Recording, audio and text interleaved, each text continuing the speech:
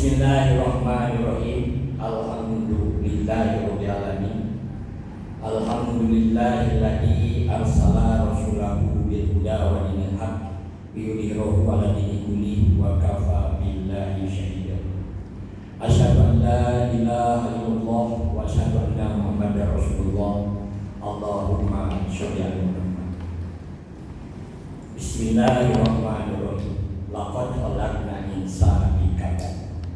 Sesungguhnya kami ciptakan manusia untuk mengatasi masalah. Baiklah bapak-bapak yang sadar, ibu ya yang saya hormati, hari ini kita berada di Muswil Muhammadiyah Jawa Barat, yang dimana dalam Muswil Muhammadiyah Jawa Barat Majelis Ekonomi dan Kewirausahaan Muhammadiyah Jawa Barat ikut rembuk untuk kegiatan ekonomi Muhammadiyah hari ini ke depan. Dan hari ini kita kedatangan Pak Dede Lesmana, yang dimana dengan penampilannya yang luar biasa ya ini unik begitu, dan beliau adalah seorang peneliti, seorang dosen, seorang pengusaha. Mudah-mudahan ini kita mendapat ilmu semuanya ya pada Muswil Muhammadiyah Jawa Barat ini jadi bahan pemikiran untuk PDM atau untuk PWM, PDM, PCM bagi seluruh Jawa Barat. Ya, kurikulumnya beliau nanti yang akan menerangkan, tapi kita langsung saja, mari kita simak ya pemaparan beliau tersebut. Kami persilakan. Terima kasih. Assalamualaikum warahmatullahi wabarakatuh. Saya minta terima kasih kepada Bapak dan Ibu semua yang sudah hadir di ruang ini. Salawat dan salam terlimpahkan kepada Nabi Muhammad SAW. Semoga kita semua dalam lindungan Allah SWT. Perkenalkan, saya Dede Lesmana. Saya dosen pakar di pertanian di Universitas Gunung. Kemudian saya penyedia dan aktivator mikroorganisme lokal. Jadi kerjanya di bakteri direkayasa dengan sejak adanya COVID. Bakterinya ketahuan nih Pak. Cuma dunianya mengada-ngada gitu kan. Akhirnya timbul vaksin 1, 2, 3, 4, 5, 6, 7, 8, 90 vaksin kurang lebih. Padahal kalau kita kembali ke firman Allah di surat An-An'am 58 tentang madu ya, semuanya terjawab di situ semua. Alhamdulillah, jadi saya juga diberi kesempatan oleh Pak Nurdin rajin ke rumah beserta istri langganan Pak. Saya membuat minuman probiotik yang memang nanti itu sebetulnya jadi sejarahnya luar biasa. 2000 saya dapat beasiswa di Volendam dan Leiden University di Belanda. Itu hanya untuk baca buku Pak, bukan belajar ilmu, hanya untuk baca buku. Karena waktu itu saya dikirim oleh Kementerian Pertahanan untuk arsip negara. Saya bekerja di Kementerian Keuangan di Dirjen Aset Kekayaan Negara. Saya baca arsip-arsip Indonesia yang ada di Belanda. Dan subhanallah, sebenarnya ilmu yang di dunia itu sebenarnya ada di Indonesia Pak.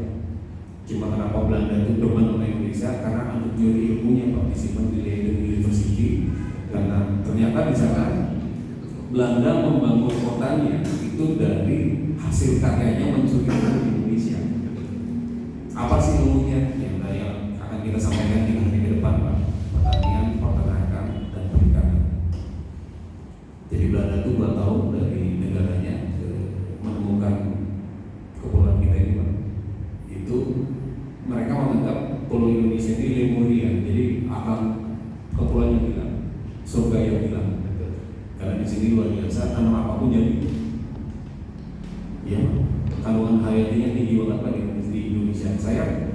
bingung Pak, nanam singkong nggak bisa, nanam ubi nggak bisa, nanam padi nggak bisa. Yang ada bisa cuma peternak sapi aja di sana. Nah maka dari itu 2004 saya kembali ke Indonesia. Akhirnya saya kembangkan bagaimanakah di sana mengolah pertanian menggunakan metode pertanian purba. Nah, purba itu adalah non kimia. Kenapa non kimia?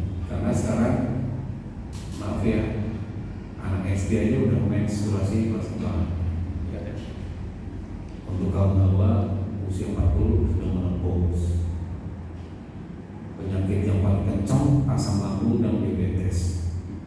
Itu adalah rekayasa gen yang dibuat oleh industri makanan di dunia supaya penduduk dunia itu kecanduan, bukan kecanduan hanya makanannya Pak ya, kecanduan untuk berubah kimia juga. Makanya saya secara masif saya tidak pernah, mungkin saya cerita ke Pak Nuridin dan keluarga, saya nggak pernah kampanye organik yang ada kita malah hilang. Jadi saya bekerja sama dengan Baplit Bangda, Badan Perencanaan Penelitian dan Pengembangan Daerah Kota Cirebon, membina 420 desa dan anggaran saya sendiri Pak, tidak menggunakan anggaran pemerintah daerah. Kemudian tiap hari saya 2 desa Pak, saya kunjungi, masih saya bergerak. Pernah saya ditanya Pak Bupati, Pak Deden biayanya dari mana? Saya biaya sendiri Pak Bupati. Kalau nggak biaya APBN, Cirebon nanti nggak beres-beres jalannya lupa mulu. Cirebon kota 1000 lubang sekarang. Jadi gitu ya. Jadi bagaimana caranya mengintensifikasikan pertanian itu dari hal biasa menjadi yang luar biasa. Cuma menggunakan dua metode Pak. Satu, memanfaatkan sampah itu yang berserakan daun-daun. Yang kedua, memuliakan mikroorganisme lokal dari kotoran hewan. Cukup itu aja Pak. Saya bingung Pak, sapi di sini itu rata-rata 200 kilo, 300 kilo beratnya. Di sana 1,5 ton Pak. Susunya 30 liter per hari. Di sini mentok-mentok 15 liter sekuat tenaga, tapi kosnya sama Pak, biaya produksinya sama. Nanti ada hubungannya Pak ya dengan pertanian dan perkebunan. Ternyata saya cari tahu cara makannya yang berbeda. Di sana full hijauan, jemput, tigres, pakcoy, gitu kan. Di sini konsentrat hampir 70%. Konsentrat tilas di pabrik kesapi bukil bekas makanan kesapi. Dia nggak sadar Pak, itu yang membuat gas metan tinggi, gas amonia tinggi di sapi. Akhirnya apa? Sapi kembung, boro-boro ngurusin dagingnya, ngurusin susunya, ngurusin penyakitnya aja luar biasa. Dan lucunya diobatinya oleh Roma. Paramnya Roma. Jadi saya bingung ya, maaf ya Pak, yang minum susu ya kita bukan lagi program di Indonesia Pak ya, karena memang ini yang kita lakukan melalui forum ini sebenarnya kita mengajak semua untuk merubah paradigma, merubah mindset, bertani sehat, berternak sehat, berikan sehat. Jadi bukan yang lama-lama yang NPK konsep. Sampai namanya kotoran juga nggak bawa yang di sini Pak. Di sini menyengat sekali kotoran, menyengat sekali. Akibat menyengat timbullah PMK, timbullah RSDI. Saya lupa saya singkatannya RSDI, tapi yang jelas ini penyakit bisa menular ke manusia. Menularnya bukan langsung kayak COVID Pak, tapi degeneratif. Ya jadi apa sih yang dibutuhkan nanti ke depan? Sebetulnya gini, yang pertama adalah yang akan metode yang saya sampaikan itu sustainable integrated farming Pak. Jadi pertanian berkelanjutan, modalnya dari kotoran sapi. Mungkin kita diskusi Pak, saya nggak pandai agama. Jadi diskusi tentang surat dalam Al-Quran yang nyebutin sapi itu satu surat Pak, dan panjang banget Pak, Al-Baqarah. Cuma saya bacanya ini aja Pak, dalam sebuah buku karangan Blog Farm State. Di situ ditulis, hai Musa, aku wahyukan kepada kamu, potonglah sapi. Dan jelas lah sapi dipotong ya, yang warnanya kuning, belum ke sawah, kalau nggak salah gitu ya, dan belum menikah kalau nggak salah. Dipotong, pukulkanlah sapi itu kepada yang terburu oleh kaum. Nah, yang menjadi riset saya adalah ada apa di sapi itu? Bukan memburu sapinya, tapi ada apa di sapi sampai si mayat itu bisa terbang dengan kekuatan Allah. Ternyata ada bakteri yang luar biasa di sapi, sehingga sapi ini menjadi lambang-lambang ketuhanan agama-agama lain, Hindu, Buddha, agama yang lain. Ini menarik riset saya Pak 2000-an. Kemudian saya cari Pak dari mulut sampai ke ekor, dan ketemu selama 17 tahun kami meriset, ketemu. Akhirnya aplikasinya, karena saya cerita mikrobanya terlalu jauh, ketemulah mikroba itu. Mikrobanya bergabung bersama E. coli, Salmonella, itu bakteri-bakteri jahat. Tapi bakteri-bakteri jahat ini ada yang mengkomandoi Pak. Yang mengomandoi adalah Sang Pencipta. Jadi selama ini kalau kita minum E. coli itu pasti mencret, kena Salmonella itu pasti tipes, kena tuberkulosis pasti kena paru-paru. Tapi dengan kuasa Allah, dengan kami bergabung dengan tim kami ada 7 di sana, bakteri ini bisa kita damaikan. Kita bisa minum Pak bakteri ini. Akhirnya apa? Kita sembuh Pak tipesnya, kita sembuh kena diarenya, kita sembuh kena panas tingginya. Bakteri kita minum, bakteri jahatnya. Jadi metode pertanian purba ini merubah bakteri dari patogen menjadi antipatogen. Itu satu dulu. Sebenarnya kalau ada yang fokus enak, saya sudah siapkan bahannya. Sebenarnya kalau agak santai-santai nggak apa-apa, sambil pasang di fokus saya kirim nanti biar enak visualisasinya. Bisa ya, cuma saya nggak mau repot. Jadi bakterinya adalah, ini saya bukan jualan obat ya, bukan. Jadi ini adalah sebuah temuan yang memang menurut saya kembangkan secara masif. Kalau yang repot ini baru dapat temuan sedikit, wah, ngomongin mana-mana. Kemudian bakteri ini bisa mengurai gas metan, asam amonia, gas metanan. Kemudian menyeimbangkan pH. Jadi kalau teteh lihat kotoran sapi yang hangat, disiramkan bakteri yang asalnya dari sapi, udah nggak ada gas di sini. Artinya Pak, langsung bisa ditanam menjadi pupuk hanya dengan 1 menit. Luar biasa ya Pak. Coba bayangin kalau di komposisi fermentasi pupuk kita butuh 3 bulan untuk bisa ditanam. 3 bulan kayak pahlawannya Pak, mana ngumpulin kotoran ya. Jadi yang saya praktekkan di ketinggian 1000 sampai ketinggian 0 di pantai, menanam tanaman tidak menggunakan pupuk kimia sedikit. Urea, NPK, Ponska, stop. Pestisida, stop. Kenapa? Kalau masih melakukan seperti itu, ya saya sih berpikiran, ya maaf ya Pak, berpikiran ekstrim. Kita masih coba melakukan percobaan pembunuhan. Loh iya Pak, Bapak kasih kimia dimakan oleh Bapak, terus dimasuk ke badan, Bapak kena asam lambung, digini, lama-lama diabetes. Penyakit diabetes ini penyakit luar biasa loh. Diam langsung orang bisa langsung hilang ingatan. Namanya diabetes ada 2 ya, grup A, grup B.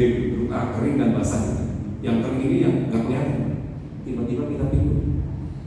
Kebetulan di rumah saya setiap Jumat Sabtu Minggu terima pasien di Cirebon yang banyak itu diabetes. Bayangin Pak, dari 30 pasien 25 itu diabetes semua. Enggak laki-laki, enggak perempuan.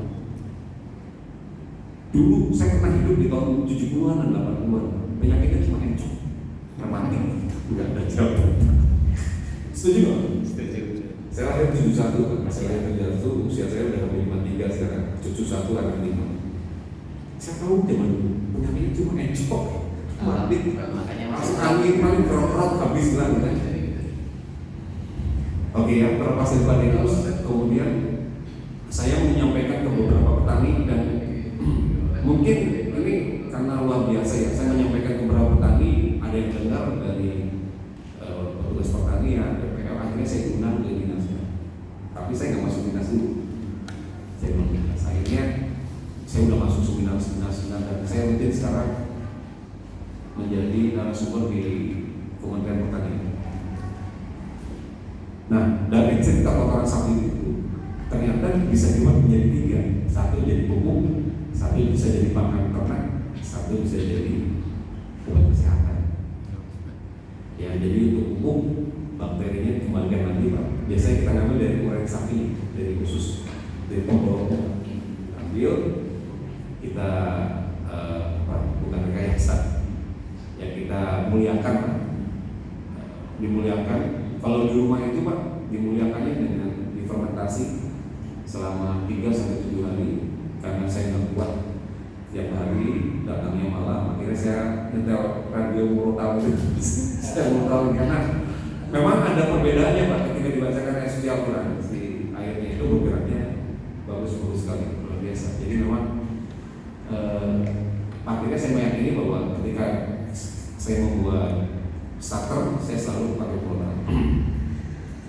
Nah kemudian si ayat ini setelah 7 hari udah langsung bisa diaplikasikan. Nah kalau untuk nanam, jadi metode pertanian saya ini nggak nyangkul, nggak dicangkul, nggak ditraktor, rumputnya nggak digramokson, nggak dirontang. Coba bayangin Pak, enggak semua Pak. Berapa biaya yang dipangkas? Pertanian sekarang belum apa-apa, traktor, traktornya aja udah 3 juta, 5 juta Pak setiap hektar. Nyangkulnya buat bikin gundanya berapa? Ngabisin rumput aja udah biaya. Total nih Pak 1 hektar itu 10 juta udah siap Pak, baru bisa nanam. Nah dengan metode sekarang, dengan metode yang mau saya sampaikan ini, rumput ada itu menjadi edisitor, perangsang. Jangan dibabat rumputnya, langsung ditutup kotoran hewan Pak rumputnya. Sebetulnya kalau ada visualisasi lebih enak. Langsung ditutup. Iya, langsung ditutup kotoran hewan. Jadi ini tanahnya, ini tanah. Ini nggak saya cangkul nih Pak. Kalau saya dapat tanah bentuknya apapun Pak, mau tegalan kayak, mau hamparan kayak, mau tanah pasir kayak, mau tanah batu kayak. Jadi metode kita ini, metode yang akan saya sampaikan ini, kita bisa nanam di atas pasir, kita bisa nanam di atas batu, kita bisa nanam di atas semen, kita bisa nanam di lahan-lahan kritis. Jadi kalau ketemu saya, jangan pernah berpikir pada dia tanahnya subur kan? Tanah apa aja bisa. Yang penting semangat kita untuk nanam. Saya nanam di atas bagian bekas batu Pak di Kuningan. Di Kuningan itu lahan batu di taman Pak. Habis Pak, nggak bisa diapa-apain sekarang. Reklamasinya ditinggal Pak. Saya mau ngomong zolim nggak enak Pak. Nanti malah di demo. Saya bilang udah lagi aja, kita nggak usah cari kambing kita. Siapkan kotoran hewan kan banyak di Kuningan, kan jadi 300 ton per day Pak, kotoran hewan. Saya pindahin ke lahan itu sama rumput Pak, sama hijauan, kasih bakteri, tutup tanah, langsung tanam hari itu. Ubi umurnya 5 bulan. Ubi yang untuk dipak, namanya Beni Azuma, varietasnya. Saya nanam 3 bulan, panen. Jagung umurnya 120 hari. Saya tanam 70 hari panen. Kesimpulannya, sebetulnya tanaman bukan butuh pupuk Pak, butuh makanan. Makanannya apa? Nutrisi di bawah tanah. Itu yang namanya unsur hara. Karena unsur hara ini habis oleh kimia yang berpuluh-puluh tahun. Jadi indikatornya apa kalau tanah itu nggak ada unsur haranya habis, itu nggak ada cacing, tikus aja nggak ada, tikusnya di atas semua. Nah ini menarik nih. Saya diskusi sama teman-teman yang di Indramayu, petani-petani. Di sana ada namanya STI, Serikat Tani Indonesia, ratusan hektar. Dia tanya, Pak Deden kok di sini banyak tikus? Saya jawab, kamu jangan pakai kimia. Kenapa? Jadi kalau kita membukukan urea NPK di atas tanah, itu kan dia merangsang unsur hara naik ke atas. Unsur hara itu mikroorganisme yang di bawah tanah. Nah itu kan makanannya tikus. Lah nanti makanannya putus lah. Tikus nggak ada makanannya naik ke atas lah. Yang lebih lucu lagi, saya nanam jagung di sini, mereka nanam jagung di sebelah sini Pak. Kita di berbatasan cuma sungai doang Pak. Yang semestinya kalau kena tikus dua-duanya kena tikus semuanya. Saya nggak kena. Kenapa? Saya menjaga makanan tikus supaya jangan diputus. Kan kita butuh rantai makanan di bawah supaya Pak mikronya jalan. Di sini diputus Pak rantai makanannya, habis Pak. 10 hektar habis. Saya panen Pak, itu 2 hektar. Artinya apa? Keseimbangan alam dan diganggu. Kan namanya kan ada hukum kekalan masa atau hukum kekalan energi itu. Jadi perbuatan sebelum dan sesudah ya harus sama. Nah sekarang kalau tikusnya diputus, sampai kapanpun tikus pasti nyari makan.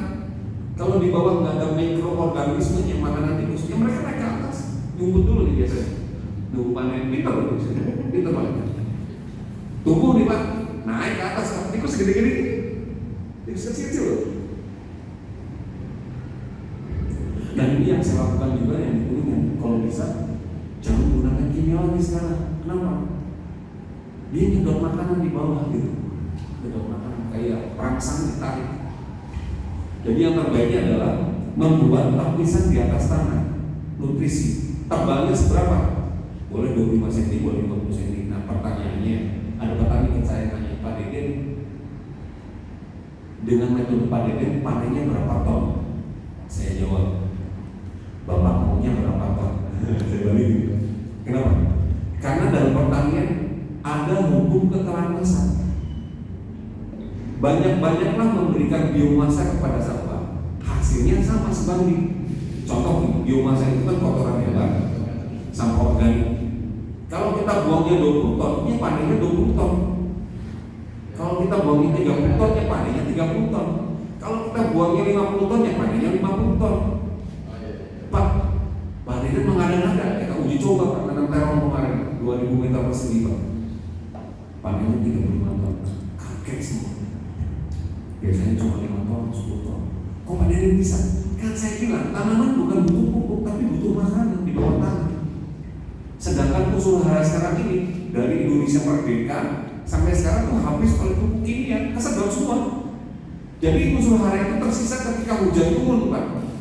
Ketika hujan turun, kalau nggak salah ada di Al-Araf 58 itu saya agak kurang pandai.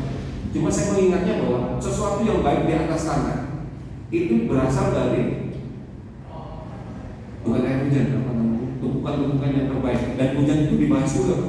Jadi kalau kita tanam kan nunggu air hujan dulu Pak, baru nanam gitu kan. Tujuannya apa? Unsur harinya balik. Tapi kan sekuat apapun akhirnya Cirebon, Ciayu, Majapahit ada namanya paceklik, betul kan? Nah kalau paceklik 4 bulan mau nanam apa Pak? Nggak bisa. Terus petaninya mau makan apa? Ini Pak, dengan metode purba, dengan metode yang saya sampaikan sekarang, tidak ada paceklik. Bongkas terus setahun. Saya nanam padi di Jombang setahun full Pak, nggak ada paceklik. Padahal nanamnya di gunung ya, saya nanam di pantai kok. Jadi selalu menjadi masalah gitu. Mungkin karena saya terlalu muda gitu jadi petani. Saya selalu dibuat seperti itu. Enggak, di sini nanam 2 kali, kesananya nggak bisa Padahal. Ketika bilang nggak bisa, nggak mau melakukan Pak. Makanya saya butuh teman-teman baru nih, anak-anak mahasiswa untuk melakukan terobosan. Kenapa? Petani nggak ada yang baru sekarang. Ketika bertemu petani usianya 70 tahun semua. Itu. Saya sekarang ya membuka sekolah pertanian di Sapowes di Talun Pak. Gratis Pak. Pesertanya boleh dari usia 15 tahun sampai 70 tahun boleh. Berharap Pak. Paceklik tanam. Ya panesan kita habis-habisan terus Pak. Pakan Indonesia yang paceklik yang ditanam. Ya jadi hal-hal seperti itu yang akhirnya mengamini gitu. Oh ya paceklik kami Badan Ojek di Jakarta. Betul ya? Jadi bangunan kuli bangunan. Padahal itu nggak bisa. Bukan. Kita kan merubah mindset dari sekarang. Karena saya tahu persis Pak, menggunakan pupuk kimia itu tahun 80 besar-besaran Pak. Sampai ditungguin Pak kalau nggak salah. Bapak saya petani Pak masalahnya. Dulu ada program namanya Suprainsus. Kalau nggak mau pakai pupuk kimia dipaksa. Urea kalau nggak salah. Orang tua saya dulu nggak salah tuh bawa kotoran hewan Pak. Traktornya pakai kerbau, pakai sapi. Wah sekarang nggak ada semua kerbau sapi, pakai traktor semua. Karena itu kan yang menggambarkan unsur hara Pak. Jadi pertanian kita tuh udah bagus zaman dulunya, dirusak oleh teknologi, oleh industri. Tapi kita nggak usah nyalain industri Pak, karena itu kan perkembangan zamannya. Tapi kita merubah mindsetnya sekarang, pertanian sehat aja. Saya nggak setuju Pak pertanian organik, nggak setuju ya. Kemarin saya nanya, saya beli sayur Pak di hidroponik di suatu tempat, oh organik, nasinya ambil Pak, ambil kan gini ya Pak.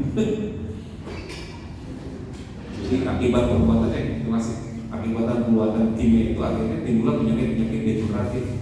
Degeneratif ini kan kita sudah pernah saksikan kan, banyak di TV kan, orang bunuh orang gampang banget, tos gitu kan, itu menganiaya orang gampang banget.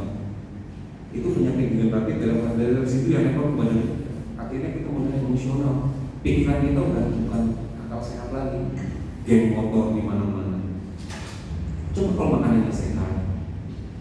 Kan sudah dijelaskan semua di Al-Quran tentang bagaimana cara membuat tumbukan tanah yang baik, kemudian pupuk yang baik, melakukan perdagangan yang baik. Karena itu akan berpengaruh terhadap tingkat kesosialan kita. Itu PR kita semua. Jadi kita nggak bisa jalan zaman, pelan-pelan kita masih belakangnya. Itu baru di pertanian saya bahas, belum di peternakan. Rencananya satu sesi peternakan biar besok aja Pak, sama perikanan. Karena lebih menarik di peternakannya dan perikanan. Kenapa? Low cost and impact.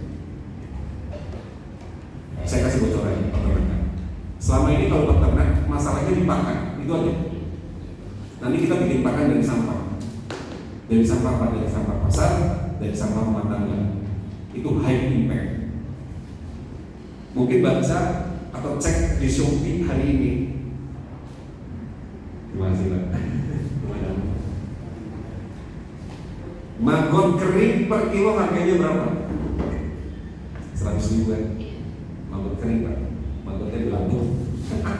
Karena ada industri disebutnya maggot sekarang ya. Jadi bisnisnya tuh jual beli telurnya Pak. Itu orangnya. Di rumah. Sedangkan nanti besok saya akan coba memberikan pengalaman ya, mengajarkan memberikan pengalaman bagaimana bikin maggot tanpa lalat. Tanpa lalat ya, Pak Jazuli. Pak Jazuli ada Bikin maggot tanpa telur, tanpa lalat, tanpa telur.